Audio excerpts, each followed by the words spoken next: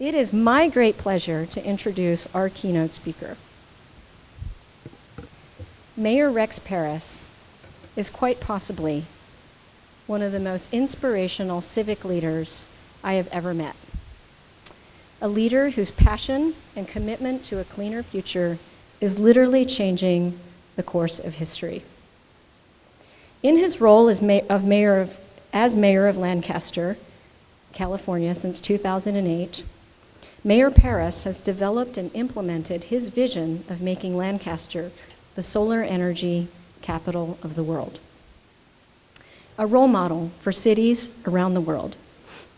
In addition to several policies, partnerships, and projects to dramatically increase Lancaster's solar generation, Mayor Parris explored ways to utilize advanced battery technology on a residential basis in a never-before-attempted affordable solar energy housing community. The project came to fruition on July 13th, 2010, with the unveiling of a prototypical, modestly priced, energy-efficient home designed to generate more power than it uses. Talk about power to the people.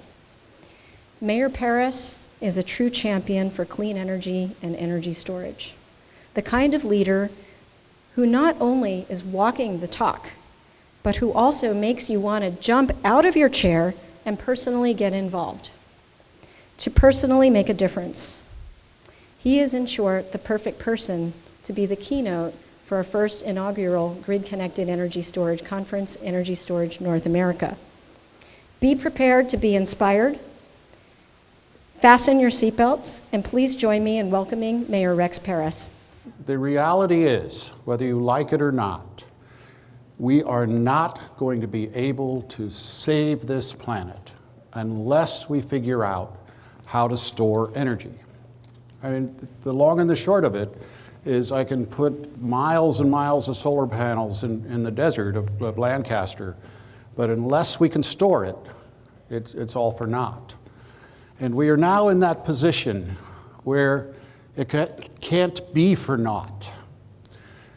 You know, what is happening around us in today's world, so much of it is so clearly the result of climate change. What's going on in Syria today, there's a lot of people who think that what caused that was the drought they're experiencing, and all of these people are now coming into the cities. And their government was not able to take care of them to begin with. I mean, it was marginal at best of being able to control that population. And when it doubled, they had no hope at all. And so now we're seeing just how devastating it's becoming.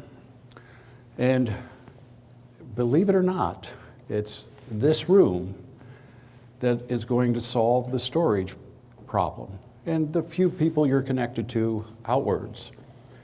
And if you don't, it's not going to be pleasant. But we are also in a wonderful time, a wonderful time, because it's within our reach to solve this. We can actually see a day where people have almost unlimited power that's free after you buy it, after you buy the initial infrastructure, the capital investment. And I'm going to tell you about a couple houses we built in Lancaster that do that. I know that when I put solar panels on my house, my wife, she doesn't have much confidence in my business investments. We've been together 30 years. She has very good reason not to be very. And, one time I put, because I've always kind of been interested in this, I put to heat the pool, and it was just a black tarp, essentially, that was supposed to heat the pool. All it did was ruin the roof. So she had a lot of history behind it. But when we put them up, she told me just a couple weeks ago, that was the smartest thing you ever did. Our electric bill in 1 month was $1.60. I live in a very big house. It was shocking to me. $1.60 was our electric bill. So To me, this is one of the most exciting times ever, because the history of the world was written by who had the cheapest power. You know, England came to dominate the globe because they had surface coal. We dominated the globe because we had surface oil. I mean, it literally bubbled up out of the ground, like the Beverly Hillbillies said. For anybody old enough for the Beverly? No, not really. Okay. We're at that spot again, where we're capturing the technology that not only are we going to have it, but we're in a place that the world can have it. And when that happens, just imagine the possibilities. I got really interested in it when they were born. These are my grandchildren. When I got elected, I could see the end. You know, it's not too far away. My blood pressure was through the roof. You know, I have heart disease. I have all these things. I'm certain to be dead in the next year or two. And then my grandchildren are born. Guess what? Yesterday, my blood pressure was back to normal. I've lost 50 pounds because there's now a reason. You know, I think really that's what it was. And a reason that has an urgency to it that I didn't experience before. Because imagine if we fail. The world that was given to us is not going to be anything like the world we're going to give to them.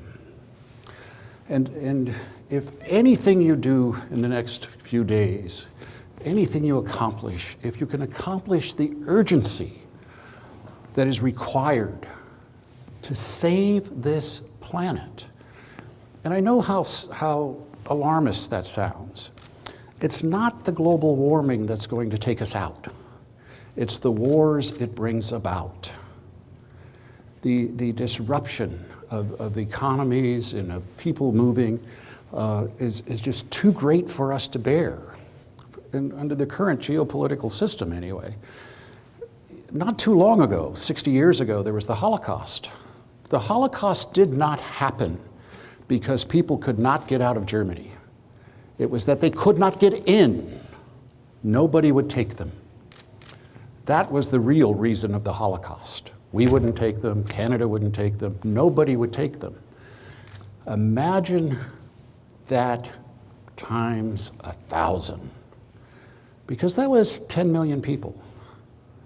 We're talking hundreds of millions of people are going to be needing to move into other countries. The hardest part of this is we can't see it.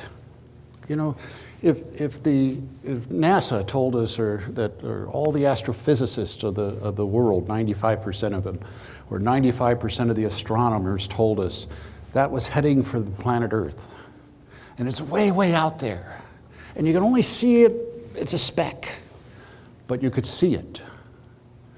This would be a different reaction. You would not be listening to the mayor of Lancaster saying, "Where's the urgency?" You'd be listening to every world leader saying, "Where's the urgency?" Because that's the only difference, is you could see it. But we know something horrible is going to come. Something horrible is going to happen to all of our families, to all of our grandchildren.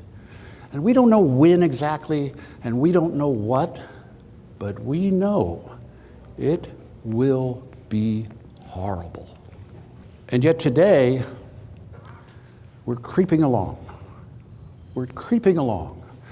You know, we really do have the ability now to solve most of the world's energy without using fossil fuels, without increasing the carbon content of a planet that can no longer bear any more carbon in it.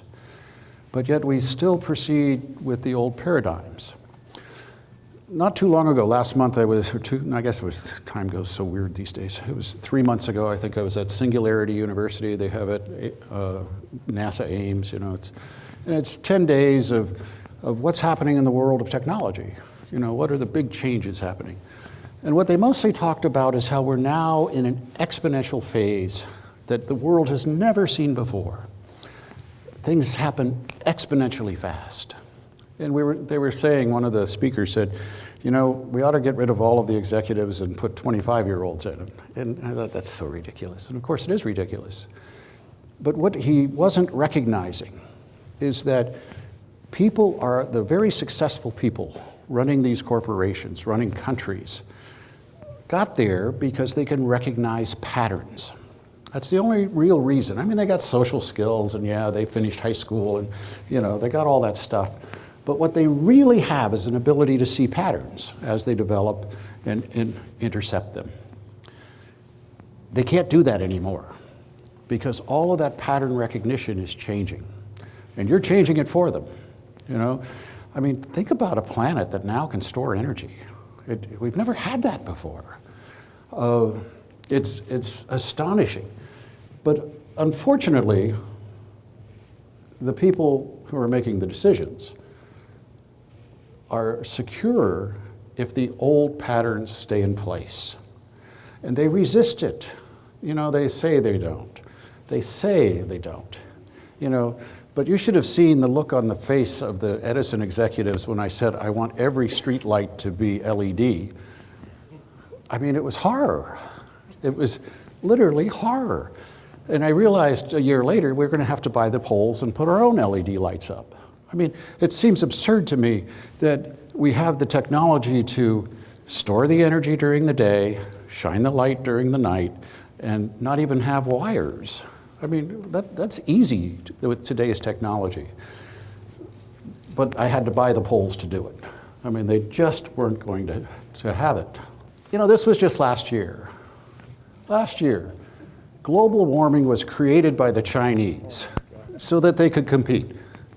Unfortunately, you know, this guy has a huge following, but he and those like him are not the enemy. What will destroy this planet is the apathy of the many. And I want to talk to you a little bit about why that exists and maybe what we can do about it. If you haven't read Dan Ariely's work, he's an incredible cognitive scientist. I just love everything he does. But he put it into 5 reasons why people have such difficulty with global warming. It's far in the future. You know, it's that asteroid, it's the dot. It's far into the future. But that's really incorrect. We need to just start educating people more. Bangladesh is an alluvial plain, 80% of the country. It's 3 to 4 meters above sea level. It will cease to exist. There isn't much doubt about that. Because of the rise of the oceans and the energy of those oceans, the cyclones are going to take it out. It's almost taken out now. That lady is farming on a raft. They take reeds, put them together, and farm on a raft to support the crops. That is the largest fence in the world. It's what separates Bangladesh from India.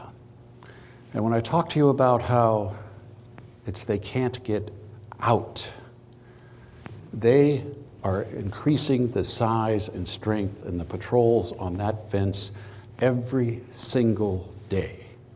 And India has no doubt, no question what they intend.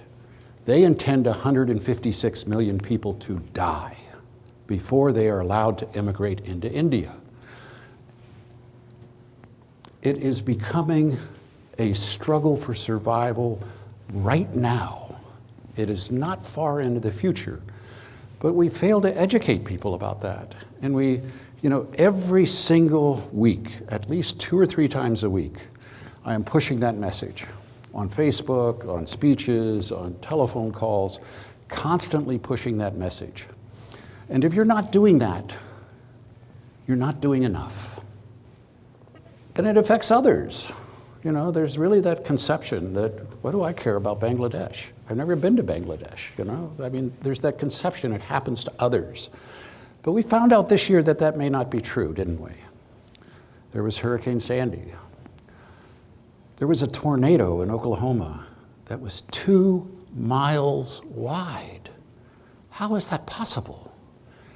I mean, what is happening to our climate is is so obvious to anybody with half a brain that it strikes me as difficult to understand why we're not able to get that message through better than we are. And we don't see its progression. You know, one time I weighed 306 pounds. It didn't happen overnight, and I never saw it happening. My wife saw it happening. But, you know, it was slow. If it's slow, you don't see the progression. But the naysayers, you know, they point to the 5-year spread. And if you point to the 5-year spread, you can make a good argument. You know, it's just cyclical. How many have heard that this is just a cycle, natural cycle? Ever hear that? Well, you know, my children being born, living, and dying is a natural cycle. But how they got here was something my wife and I did. The point is, cycles have causes. The natural cycles of climate change occur because of Jupiter, Venus, and what is it, Neptune? What? Mars. I'm sorry, what'd you say? Mars. Mars? Mars. Mars. No, Mars doesn't actually have that much of a gravitational pull, interestingly enough. And it causes the Earth to move in its orbit. And that's why we have cold, and that's why we have heat spells that last hundreds and hundreds of thousands of years. There are natural cycles, but we know what causes them. And that's what we let people get away with. Okay, what's causing this cycle? It's not there. What's causing this cycle is the atmosphere is filling up with carbon. And we don't show them enough of the particular individual's suffering. This picture, interestingly enough, there's a story behind it. You know, what's happening to Africa because of climate change this could be multiplied by millions and millions. The person who took that picture was a press photographer, took the picture, got in his Range Rover, and left. And then it started to eat at him, and world opinion started to rise up about how could you leave this child in that condition? He killed himself 2 years after he took the picture. The reason I tell you that story is because those pictures have power. And we really have to, especially with conservatives, show them the impact of this and show them a way to fix it. And now we have a way to fix it. That's what's so astonishing. And people think that it's just a drop in the bucket, anything they can do. Well, you know, when I got elected, we're a poor city. Our standard of living is not great. We have the highest unemployment in Southern California. We have the lowest number of college graduates in all of LA County. You know, all of the factors are against us of what we're able to accomplish. But we are the alternative energy capital of the world, and we got there in 4 years. And how do we define that? Well, we produce more alternative energy within our borders than any city in the world. Right now, I think we're at 29%. We'll be at 100% within the next few years. When the New York Times, they did a feature on us, and that was the quote they loved, I guess. You know, they talk to you all day long, and you say all kinds of stuff, and they pick and choose. But that is true. You know, 51% of the Republicans are with us. 51%. The rest of the Republican Party, and I imagine there's Republicans here too, but the rest of them, we're just not selling it or explaining it in a language that resonates with them. You know, there's wonderful studies, the difference between a liberal and a conservative. And you know, there's like 4 moral values that are a little different. Like if you want to do national health care to conservatives, explain to them that if we do this, when you have that heart attack, when you go to the emergency room, you're not going to have to wait 5 hours, you know, because we'll now be taking care of people's health needs. That actually had a major bump in Republicans who were interested in national health care. You have to explain, one, that there's something you can do to fix it. And then they get interested. And there's also some other language issues we'll talk about. This small city is California's biggest energy boom town, Lancaster, in California's Mojave Desert. It averages about 300 days per year of the most intense sunlight in the country. We intend to figure out a way to use it the most efficiently than anywhere in the world. 3 years ago, Mayor Rex Parris set a net zero power goal to harness the energy from the sun and become 100% power independent. Today, the city is halfway there and produces the most solar power per resident in the state. We would be the deepest well if you were to imagine that was oil. And what's oil but power? And what is solar but power? How hard has it been to get people on board with solar energy? The city has just embraced it. Solar panels are just about everywhere, on downtown rooftops, at schools. Even the baseball stadium can power itself almost entirely by the sun. They produce about 97% of the energy that's used in those facilities. Jason Cottle is the deputy city manager and oversaw the installation of more than 6,000 panels in city buildings. The city leases them from a private company. We paid 10 cents a kilowatt hour. Okay. We were getting charged from the utility companies about 18 cents a kilowatt hour. So we saved the difference. It's made a big difference to the city's budget, saving more than $250,000 each year in energy costs. The mayor plans to save even more. We will be net zero within the next 3 years, and the goal is eventually this city becomes independent of the grid. And next year, this city takes another step closer toward its net zero goal, with a new law requiring solar panel installation in every single new home. Brandon Scott, CBS News, Lancaster, California. You know, we were really lucky because when you look at the solar map of the country, we're in the perfect place. Perfect. Our elevation's perfect, our wind is perfect, keeps the air quality, you know, so we get great sunlight. Everything, latitude, longitude, and we're 60 miles from Los Angeles. So we have the ability for transmission, you know, which is a huge factor, as all of you know. It was just an incredible blessing of geography that we were able to take advantage of. And when Bill Gross, he started eSolar, explained that to me, I realized, wow, we're onto something here, you know, because that's why he built the eSolar facility in Lancaster. And so we all, the whole city, I mean, all of the administration, we immersed ourselves in this, and we found out what are the problems you guys are facing, and from a municipal level. And they're amazingly easy to fix. eSolar was the first mirror facility that could, you know, shine it up on the boilers and run the turbines. That's a 5 megawatt plant. That was an experimental plant, and we were going to expand it way out. And we could do it for about 14 cents a kilowatt, but pretty good pricing. And that's with government subsidy. And then what happened? Remember that exponential change that occurs? The price of PV dropped. I mean, dropped 64%. And now, that plant, why would you build another one? The technology is fabulous. You know, the secret is those mirrors are really small. You've got software that keeps it constantly focused at the right spot. Those things go white hot. They're really, I get off watching them. That whole facility, all those mirrors, 3 wrenches. That's what it took, 3 wrenches to install those. You didn't have to, all you had to do was scrape the ground. They sit on the ground, and the computers adjust as the earth settles. So you don't have any foundation costs that normally go into those things. Fabulous technology.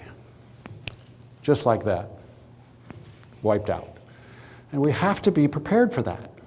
We have to recognize this is an exponentially changing business, especially what you guys are doing. You know, every day, one of you guys have created something that is just beyond the imagination a month ago. You know, it's truly fabulous what's happening in this, but it scares people. It certainly scares business people because it changes so rapidly. And what happens when people get scared? Their testosterone levels drop and they freeze and they do nothing. We're now forming sister city relationships. This is Lex Heslin of Beautiful Earth. It was his idea. He's going all over the planet getting people to sign up for this, of sister cities that make the commitment to reach net zero. That's all it is make the commitment to reach it. So when you go back to your own cities, you might talk about that. Once that commitment is made, you tend to get there. Until you make that commitment, it's not going to happen. There's no impetus to make it happen. I mean, you all know that. You guys didn't get in this room not being able to set goals. You have to set the goal. The one thing we discovered is this. You know, Obama isn't going to fix this problem. The federal government is not going to fix this because they don't do that. You know, I mean, they can put money into it, which I'd certainly wish they'd give me some of it, and they haven't, by the way. But where it really happens is on the local level. I issue the building permits, not Obama. You know, that doctor that did the blood pressure, I talked him into putting solar panels on his house, and he lives in Beverly Hills, and that was 4 months ago. And so I said, so what's happening on the solar panels? He goes, well, I'm waiting for the permits. What? Yeah, it's about 3 more months to get the permits. We do that over the counter. I think we're the only city that does, but it's over the counter. That is a 20-minute exchange. I mean,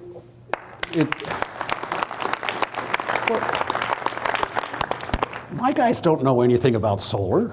I mean, let's be realistic. You know, the solar companies know about solar. And once they explain it one time, that should be enough. You know, it's not rocket science. None of this is rocket science. That e-solar facility, 14 months from the day Bill Gross dreamed it up till I flipped, well, actually, he flipped the switch. He said I could, but I figured, no, it was his plant, he should flip it. And he flipped the switch in 14 months. That's the power of local government, because we wouldn't tolerate any obstacles. When, you know, and stupid stuff, like when those boilers came in, you get to the California border, you got to wait for a permit. You could wait a week for a permit because it's a wide load, you know, but we're on the phone to the governor's office and we get the permit in 3 hours and, you know, it's on its way. But you need that kind of local commitment. And you get it when you start talking to them, when you start demanding it. You know, the idea that 8 miles away from Lancaster it takes months to get a permit to put solar panels on your house it's a travesty. I mean, it's people wanting to hold on to their old way of doing things because it's just comfortable. But if you guys don't start raising hell about that, nothing will change. You need something to get that inertia moving. And once you do, it's amazing how fast you can go. You all have projects, all have things you've created that you've yet to field. Isn't that right? People out there got things they'd like to field? You know, come to Lancaster. We'll have it up in a month. Now, there's a look of shock on Jason's face, but he will. We'll have it up in a month. If it comes to alternative energy, it has to be the priority. And we have to get every city in the world thinking that. You know, one day, I mean, it seemed really odd to me. Why isn't it a requirement to have solar panels on every house? I tell them what kind of tile to put on their roof. I mean, I don't, you know, when I say I mean the city government. We tell them what kind of garage door to have. We tell them they have to have cable hookup. I mean, it's absurd what we tell people they have to have. And we're not telling them that they have to have solar panels. So we got together with KB Homes, figured out a plan. Now it's a requirement. Because we have to start looking, if we're going to fix this, what business model do you have to change? KB Homes, largest builder in America, they figured out a way to do this and make money off it. But they were initially very reluctant because a tremendous number of their customers are investors that rent the houses out. Well, if you rent the house out, you don't pay the electric bill, the tenant does. So the business model has to change. If you're going to buy the home, it's a no-brainer. Put the panels up, you know, put it into the loan, amortize it out. It's just a no-brainer. But if you're buying it to rent out or to flip, it's a stupid investment. That's why you need the requirement to do it. Same thing with LED lighting. You know, they're not just light bulbs. I just did one of my houses and changed all the bulbs. That's fun. I did it all myself, you know. I got researched different bulbs. It was quite a project. But it was also like $3,000 to change out all those light bulbs. If somebody's renting the house, or even if the average homeowner, they can't afford that. It has to be required. That's when government regulation comes in. But if you guys aren't talking to your local government, it's not going to happen. You know, it takes forever to get something to happen federally or state. We can make something happen in 30 days, changing an ordinance. And I would just strongly suggest that wherever you come from, start focusing on the local government, because it can happen quicker. And then it becomes infectious. We were the first city to require solar panels. Now I understand lots of cities are looking at it and have it before their council and are attempting to do it. There wasn't any pushback. Well, the building industry sent somebody up and they talked for 3 minutes about why it was a stupid idea. And then when she was done, she went to the city manager and said, "This is a great idea." You know? Because it resonates. It just resonates. Right now, 96% of every municipal building and schools, 96% of the electricity is replaced, you know, how you do the exchange on the grid, by solar. And that happened very quickly. And it was all financed. I mean, it didn't cost any out of pocket. It was an immediate reduction in the cost of electricity. But the most amazing thing about it is this. When I want to deal with the obstacle and the current thing that's amazing. We've locked in our energy costs for 15 years. Who could do that? I mean, think of the businesses that have collapsed when energy prices have risen. Think of the struggle people have had when their energy prices have risen. Then one of the reasons why we're able to do solar is because we were all alfalfa fields. So it's disturbed land. I don't have any environmental problems. You know, you put up a field tomorrow. We're fortunate that we're able to do that. But why do I have all this desert land that used to be alfalfa fields? It was because the cost of pumping the water made it unprofitable. For the next 15 years, we're set. We don't have to worry about that. And it's at 10 cents a kilowatt. 24% is where we reached in 3 years of all of our energy in the city. I think it's going to be 2 or 3 years we hit 100%. That we will, and what our goal is to create a template so other cities, when they finally realize that asteroid is coming down at them, they have a template and they can move quicker. You know, they can get this thing moving faster. That's the goal of what we're attempting to do. And, you know, we had a lot of fun. You know, like we started our own power authority. We're going to start selling some of this power. I think I'm actually going to reduce the taxes of the people in the city of Lancaster. It's the synergy behind it is truly fabulous. But to figure out how to do this, I had to go all over the world. But when you put people from all over the world together on problems, amazing stuff happens. Oh, one of the things I want to talk to you guys about is quit calling it batteries. What do batteries do? Anybody know what batteries do? They die. The metaphor, what it triggers is not good. Also, there's bad press on, you know, what you do with old batteries, right? We're not building batteries, we're building energy terminals, and they're really big. BYD is going to be doing their energy terminals in Lancaster. We really have to start paying attention to the language we use and start researching and doing more marketing research to find out what words do we use. Because people make the decision of whether they're supporting something within seconds. Use the wrong word, you lose them. You know, we've learned that being a trial lawyer, we've learned that we're very careful of the language. We spend a lot of money on every major trial doing research as to what language to use and to not use. You know, one time we had a case where the verdict value quadrupled just by changing it from an affluent family to a hardworking family. That's the only thing we could see that was different. And it was replicated on 3 different focus groups and surveys, that just changing those words. What you guys are doing, you have to pay more attention to the language you're using. We now are building, BYD is building the electric buses that municipalities all over the country are putting in orders for, because it makes sense. The cost savings of spending a couple $100,000 more for an electric bus is just phenomenal. And what's great about it, when the earthquake comes, and it will, and I have no power, I can plug that into the hospital. You know, they're truly amazing. It gives you a resiliency that most cities don't have. After meeting the folks at BYD, I asked them to meet with the KB Homes people and build a home that produced more electricity than it used.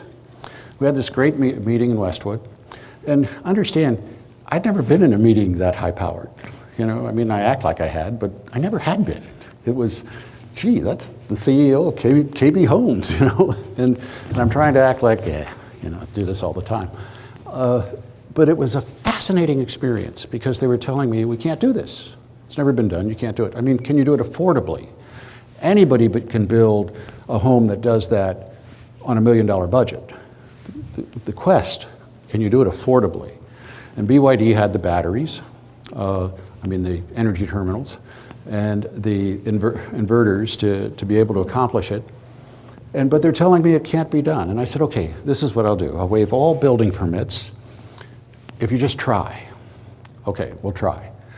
And I said, okay, what else can I do to help? And they said, well, how long is it going to take to get permitted? That was their biggest concern. And I said, how long do you want it to take? That really is a huge obstacle. I had no idea before I got into city government what we were facing with that. If you build something in LA County, 2 years. Build it in Lancaster, 2 months. And really, that difference. As fast as you can build it, we can permit it. And if it's new technology, we'll even figure out a way to give you some money. Anyway, I think it was, how long did it take? 6 weeks, 8 weeks? Something like that, from that meeting onward, till we flipped the switch on that house. But that's where the synergy takes off. Those tiles underneath the panels turn smog into harmless, there's a catalytic, some type of, I don't know, I didn't finish high school. There's some science involved in those tiles that converts smog to safe chemicals, whatever they are, safe gases. And they wash when the rain hits it, and they keep working for the life of the house. A lot of it had to do with the energy-saving appliances, the LED lighting, and things like that. There's a guy living in that house now for 1.5 years, and I was talking to him. And he said because of that, he was able to buy a $220,000 home instead of an $180,000 home. His budget went up that much. He's been in it 1.5 years. He spends about $50 a year on electricity. And I'm not sure why he does that, because that house can go off the grid for 4 days. And it charges the electric car in the garage. I mean, it's truly a fabulous thing. The language. This isn't clean energy. You already got the people who like clean energy. You know, you already got them. You don't need to sell them anything. You need to sell the conservatives, the Republicans, on why do we want to do this. Every study out there, they're robust. What do conservatives like? Purity. Purity is a huge factor, raises it up. Quit calling it clean. Start calling it pure. Increase the number of people that start getting behind this. But this car, I went and bought it. I bought the high-performance one. And they gave me $25,000 in subsidies, which I found to be really quite odd. Why are you giving me a subsidy to buy that car? The people who buy that car don't need a subsidy. They're going to buy it anyway. In Newport, these things are selling as fast as they can make them because people are trading in their Ferraris. Now, I have an Audi R8. This is twice the car of that R8. I haven't driven it since I bought it. It is the most technologically advanced car you could imagine. And it's here now. And they're giving subsidies? We really have to be more intelligent about how we subsidize these things. Subsidize the Volt, because we need 500,000 of them. If we could get 500,000 of these cars in California, we could stabilize the grid. We could now utilize all that wind energy we're wasting. You know, what good is it? It happens at night, you know. You need to be able to store it. You could store it in those cars. The pollution would drop dramatically. The cost of maintaining those plants would drop dramatically. Why are we putting 600 million into Solera instead of buying 500,000 cars in California?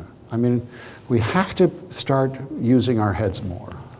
So Lancaster, that was really on the edge of collapse, because we embraced this, we're winning awards all over the world.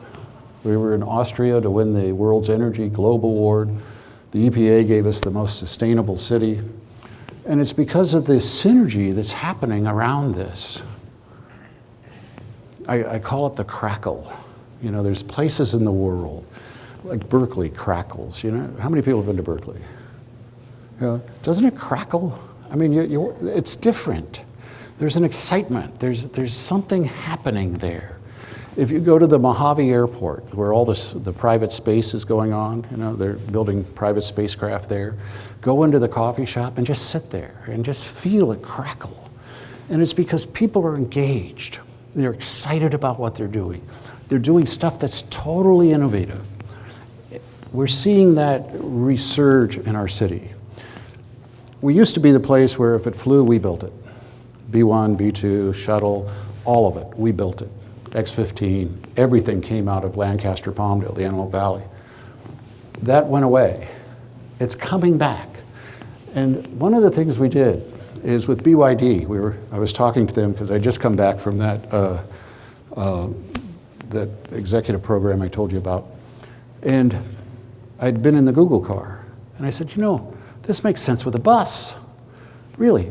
The Google car is $75,000 to put that device on the car. It's amazing stuff. I mean, you never drive again. 300,000 miles without incident. We're going to redesign our cities because you don't park the car in the garage anymore. It comes and picks you up. You put it on your iPhone, it comes and gets you. It's that fabulous with today's technology. But it's 75 grand. So how do you put that in the average house? You don't. But a bus, we could do that tomorrow. So we're actively trying to get the laws changed so that we can field it without having to go through Sacramento and wait 3 years. And you know, as soon as we're satisfied that that robotic bus is safe, we're going to put it out there. And BYD is talking to Google to see if the synergy is developing around these things. It's truly remarkable of what you guys are engaged in if we all come together with it. Every house in Lancaster has those panels. Every house in Lancaster is cheaper as a result. Every new home is far cheaper because the power is 10 cents a kilowatt. And it's 10 cents a kilowatt for the next 20 years. Now, one of the objections to these things is you lease them because that's how the business model works. I don't own them. I want to own them, that's what people say. Use your head for a second. 20 years from now, is somebody really going to come take those off my roof? I mean, why would you? They're worthless. You know, once you remove them, is somebody really going to invest the money to come get the panels? You do own them, you know, but it's hard to get that message out. And if I can leave you with one thing, is just how important what we're doing is. Not me. What I view, what Lancaster does, is we're just a conduit for you. It's our job to get rid of the obstacles, to remove as many obstacles, any impediment from you putting these things to field these things you're creating. And the reason I'm doing it is because the future has a name for me, and it's Elizabeth and Ethan. And I am sure that almost every one of you have in Elizabeth and Ethan in your lives. And it's time to get more urgent in what we're doing, because we are running out of time. And we have something magnificent waiting for us. But it could fade so quickly. Thank you.